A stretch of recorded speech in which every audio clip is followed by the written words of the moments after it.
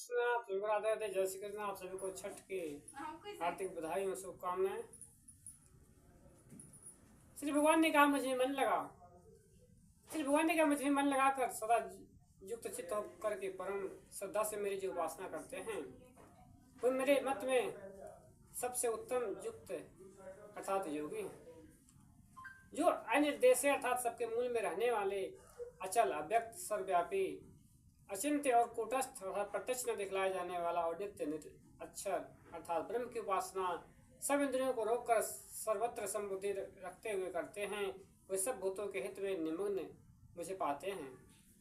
उनके चित्त अव्यक्त में आसक्त रहने के कारण उनके क्लेश अधिक होते हैं, क्योंकि देहधारी मनुष्यों को अव्यक्त उपासना का मार्ग कष्ट से सिद्ध होता है। परंतु जो मुझ में सब कर्मों का संन्यास अर्थात अर्पण करके मत प्राण होते हुए अनन्य योग से मेरा ध्यान कर मुझे भजते हैं, हे पार्थ, मुझ में चित्त लगाने वाले उन लोगों का मैं इस मृत्यु में संसार सागर से बिना विलंब के उद्धार कर देता हूँ। मुझ में मन लगा, मुझ में बुद्धि को स्थिर कर, इसे तो निसंदेह मुझ में ही निवास करेगा।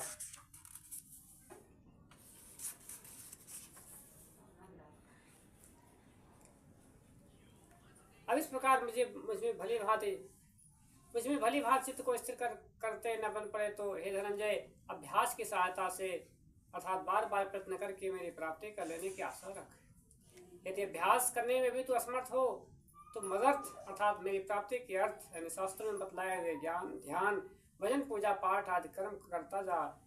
ये कर्म करने से भी तो सिद्धि पावेगा। परंतु यदि इसके करने में भी तो असमर्थ हो तो मध्य योग यानी